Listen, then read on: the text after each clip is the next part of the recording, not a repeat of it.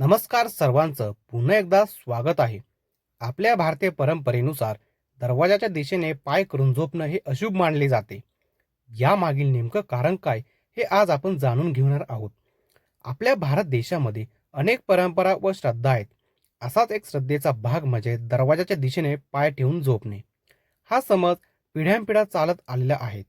यामागे खूप सारे दृष्टिकोन आहेत. त्यामध्ये सर्वात पहिला दृष्टिकोन आहे तो म्हणजे धार्मिक दृष्टिकोन. तर धार्मिक दृष्टिकोनातून जर विचार केला तर अशा प्रकारे झोपल्याने नकारात्मक ऊर्जा येते व अनेक समस्या आपल्या आयुष्यामध्ये निर्माण होते. धार्मिक मान्यतांनुसार देव आणि पूर्वजांची ऊर्जा ही दरवाजातून प्रवेश करते. त्यामुळे अशा प्रकारे झोपल्याने या ऊर्जेमध्ये व्यत्यय येतो आणि व्यक्तीच्या आरोग्यावर व समृद्धीवर त्याचा वाईट परिणाम होतो.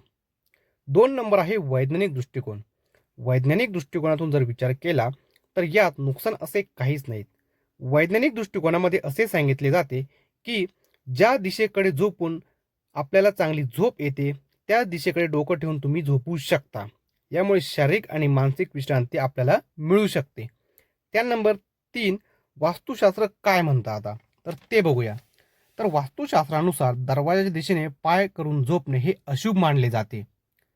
झोपताना आपलं डोकं उत्तर पूर्व दिशेला शुभ असतं असतं वास्तुशास्त्रानुसार म्हणणं आहे. यामुळे व्यक्तीकडे संपत्ती वाढते व आरोग्य सुद्धा चांगले मिळते.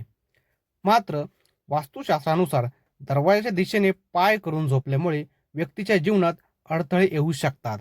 ते अडथळे एकतर आर्थिक पण असू शकतात किंवा पर्सनली काही वेगळे पण असू शकतात. त्यामुळे या दृष्टिकोनातून आपण ठरवायचं की आपल्याला कशा पद्धतीने वैज्ञानिक दृष्टिकोनानुसार, वास्तुशास्त्रानुसार का धार्मिक दृष्टिकोनानुसार आपल्याला पाय करून झोपायचे आहेत.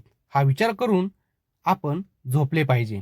तर व्हिडिओ तुम्हाला आवडली असेल तर व्हिडिओला लाईक आणि चॅनलला सबस्क्राईब नक्की करा.